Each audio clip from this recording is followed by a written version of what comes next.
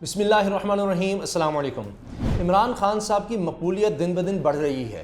बड़ी कोशिश हो रही है किसी तरह से कुछ किया जाए कि इमरान खान साहब को कंट्रोल किया जा सके। अब एक तो है बैरूनी ताकत की तरफ से इमदाद, लेकिन अंदर बैठ कर भी तो कुछ करना है। बाहर जो प्लान दिया गया उस पर तो भरपूर तरीके से अमल दरामद हुआ, लेकिन अब जो आखिरी चीज़ है कि इमरान खान साहब को सियासत से किस तरह से माइनस करना है, क्योंकि ये किसी भी वक्त दोबारा आ सकते हैं, तो ख़तरा तो मौजूद है। और दोबारा आए तो फिर यहाँ जो मुखालफिन हैं और जो बाहर बैठे हुए हैं, जो बाहर की ताकतें हैं, वो एक्सपोज कर देंगे उनको। और ऐसा पॉपुलर लीडर ना यहाँ पर जो उनके मुखालफिन को सूट करता है और ना बाहर, तो वो तो नहीं चाहते इतना पॉपुलर लीडर जो है वो आए, क्योंकि कोई भी आप देखिए ना, इतना पॉपुलर लीडर होगा तो वो क्यों किसी बेसाखी का सहारा लेगा या बाहर की क्यों सुनेगा, बाहर की ताकतों की, जो इतना ज़्यादा पॉपुलर हो चुका हो। और ये हमने देखा है। अब उनके लिए क्या सोचा जा रहा है, केसेस बनाओ।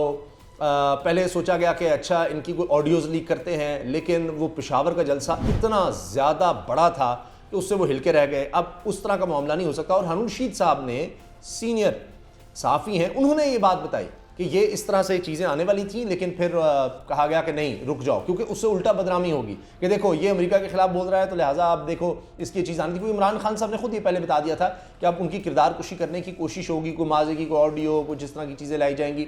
वो कुछ तो पहले भी हो चुका, लेकिन वो बात नहीं होती कि जी एक माजी उसका है, उसके बाद आज देखें कि वो क्या कर रहा है। तो बहरहाल अब एक तो ये आप देखिए कि अगर हम सिर्फ ट्रेंड्स ही देख लें, क्योंकि एक तो जलसे हैं वो तो बहुत ही ज़्यादा पॉपुलर हैं, कोशिश की गई मीडिया ब्लैकआउट की, वो भी नाकाम हो गया। अब एक तो केसेस बनाने की कोशिश हो रही है, और एक और केस जो एक तरफ तोशाखाना का केस बनाने की कोशिश हुई, उसका भी बताऊंगा क्या हो रहा है। और फॉरेन फंडिंग केस, अब चूंकि हाई कोर्ट की तरफ से अहकाम आ गए, इलेक्शन कमीशन रोजाना की बुनियाद पर इसकी हियरिंग करे और 30 दिन के अंदर फैसला करे। अब एक वो तलवार लटक रही है इमरान खान साहब पर कि जी क्या इनकी पूरी जमात तहरीक इंसाफ को ही कलअदम करार दे दिया जाए, क्योंकि फिर वो हुकूमत के पास ये चीज़ आती है। हुकूमत अब शहबाज शरीफ के पास है, तो बड़े खुश हैं कि किसी तरह से जनाब हम इसकी पूरी जमात को ही कलअदम कर दें, तो ये इलेक्शन से निकल जाए तो शायद हमारा कुछ बन जाए। अगर आप ट्रेंड्स देखें, बिल्किस ईदी साहिबा ये इस वक्त टॉप ट्रेंड कर रही हैं, और ये पहली दफ़ा हुआ है पिछले कुछ 6 दिन में कि इम्पोर्टेड हुकूमत नामंजूर जो है वो ट्रेंडिंग में तो अभी भी है, और पॉलिटिकल ट्रेंड्स में सबसे टॉप पर अभी भी वही है। लेकिन बिल्किस ईदी साहिबा का इंतकाल हुआ, अल्लाह ताला उनकी मग़फ़िरत फरमाए, अल्लाह ताला उनके दर्जात बुलंद फरमाए। जिस तरह उन्होंने ईदी साहब का साथ दिया और पाकिस्तान का सबसे बड़ा और दुनिया के बड़े जो फ़लाही इदारे थे उनमें से ईदी इदारा बनाया, तो सब लोग अब उनके लिए दुआ कर रहे हैं। और बड़ी अच्छी बात है कि देखिए कि हर कोई उनको खिराज अक़ीदत पेश कराए। उसके बाद अलक्सा अंडर अटैक, ये आपने देखा कि किस तरह से एक दफ़ा फिर फजर के वक्त मुसलमान जहाँ नमाज़ पढ़ रहे थे वहाँ पर उनको अटैक किया गया। अब कौन बोलेगा, कोई लीडर नहीं बोल रहा, कोई इस्लामी लीडर में ज़रूरत नहीं है। वो जो एक लीडर बोलता था, आपने उसको इक़्तिदार से अलहदा कर दिया। जो इस तरह के कामों में बोलता था, जिसने ओआईसी के इजलास बुलाए, इतनी कोशिशें की, बाहर अक़वाम मुत्तहिदा में इस चीज़ को उठाता रहा, वो देखिए जी आपने आलमी ताकतों ने उसको वैसे ही इक़्तिदार से हटा दिया। अब जनाब क्या बोले। अच्छा, तीसरी चीज़, अब भी जी इंपोर्टेड हुकूमत नामंजूर चल रहा है। पॉलिटिकल ट्रेंड्स में ये टॉप पर है, बड़ी मुश्किल करके पता नहीं कितने यानी पापड़ बेल कर अब ये किया गया है। कासिम के पापा चोर हैं, ये वही तोशाखाना वाला मामला लाने की कोशिश की है। इसमें जो शो हो रहा है जी 11,000 बल्कि हाँ जी 11,100 ट्वीट्स इसमें नज़र आ रही है, जबकि इंपोर्टेड नामंजूर पर कोई शायद 1 करोड़ से ज़्यादा हो चुकी हैं। लेकिन अब चूँकि दिखाया जा रहा है कि ये चंद दिनों का डाटा होता होगा, ये कोई 20 लाख से ज़्यादा इसमें शो हो रही हैं। अच्छा, फिर ट्रेंडिंग में 5वें नंबर पर नज़र आ रही है हफ्ते की छुट्टी बहाल करो। ये जो शहबाज शरीफ साहब ने एक और जिस तरह उनको शोबाज कह देते हैं, तो वो हफ्ते की छुट्टी उन्होंने जनाब ख़त्म कर दी, तो अब हफ्ते की छुट्टी बहाल करो ट्रेंड कर रहा है। मुझे बताएं कि अगर इससे प्रोडक्टिविटी बढ़ती, वो यही है ना कि इस तरह की लोग कहते हैं शुभदाबाजी।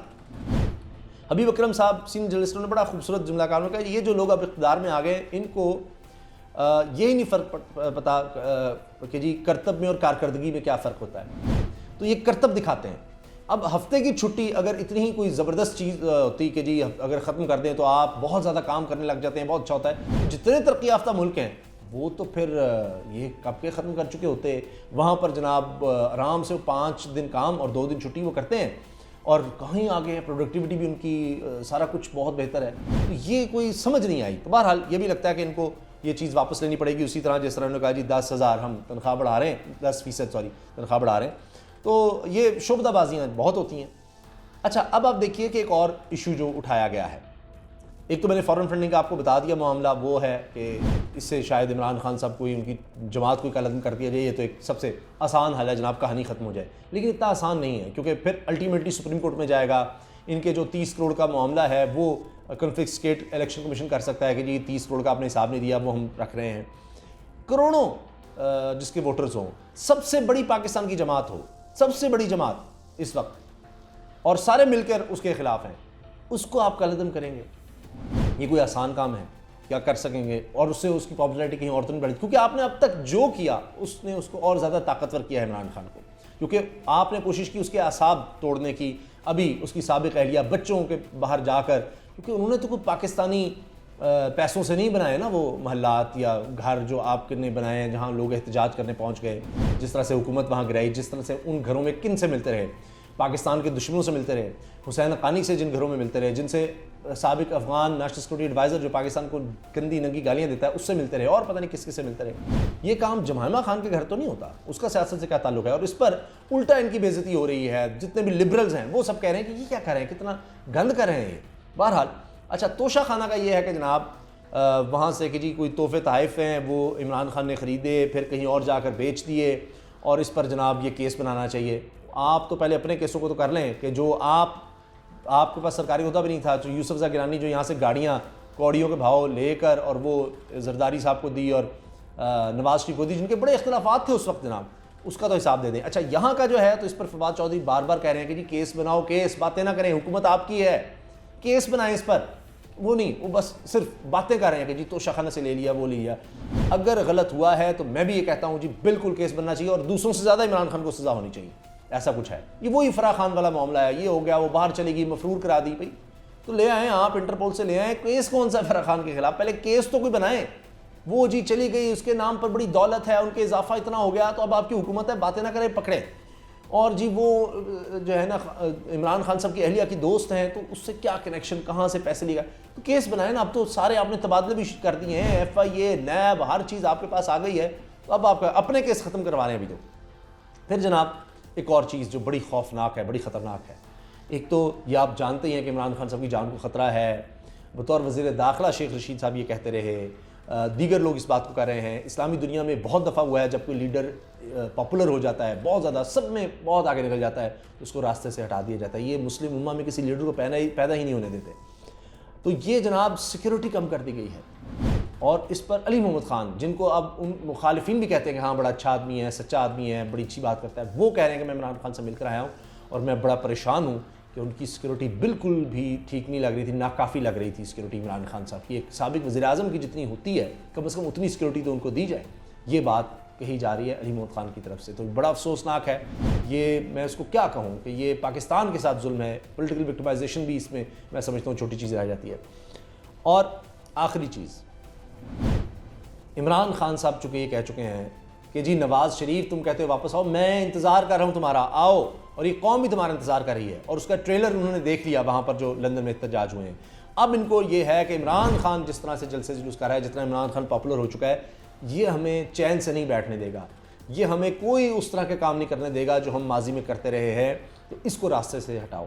تو یہ عمران خان صاحب کے خلاف یہ پلانز تیار ہیں، اور ان کو اب پہلے جس طرح سے ہر طرف سے گھیر کر سب نے مل کر، یہاں بھی باہر بھی سب نے مل کر کے عمران خان کا وہ جملہ وہ تاریخی ہے. اور ہمارے کئی لیڈر جو اسلامی دنیا کے رہے وہ اس طرح سے ان جذبات کا اظہار کرتے رہے. جو ان کا جملہ ہے نا، لوگ روئے ہیں، لوگ ویڈیوز موجود ہیں کہ پشاور جلسے میں کس طرح بے ساختہ رو رہے ہیں جب وہ کہہ رہے ہیں کہ میں اپنی قوم کو نہیں بیچ سکتا، میں نہیں بیچوں گا قوم کو. تو ایسے لیڈرز پھر یہ جملے کہتے رہے، بتاتے رہے لوگوں کو کہ کوئی رہ تو نہیں گیا جو میرے خلاف نہیں ہے. تو سب نے جناب اپنا اپنا حصہ ڈالا اور عمران خان کے خلاف ہوئے. تو اب پہلے نکالنے کے لیے ہوئے، اب اس کی اپنے طور پر کوشش کریں کہ اس کی سیاست کا خاتمہ کریں. تو ہر کوئی اس میں حصہ ڈالنے کی بھرپور کوشش کر رہا ہے. پہلے میں کامیاب ہو گئے، کیا اس میں ہوں گے؟ سیاست ختم کرنے میں بہت مشکل لگتا ہے. باقی اللہ تعالیٰ کے ہاتھ میں ہے ہر چیز. تو دعا کرنی چاہیے اللہ تعالیٰ پاکستان کو اپنے زبان میں رکھے، اللہ تعالیٰ پاکستان میں ہمارے جو لیڈرز ہیں، سیاسی رہنما، ان سب کو اللہ تعالیٰ ہمیں بھی، ان کو بھی ہدایت دے، پاکستان کے لیے سوچنے کی توفیق عطا فرمائے۔ اللہ حافظ۔ پاکستان زندہ باد۔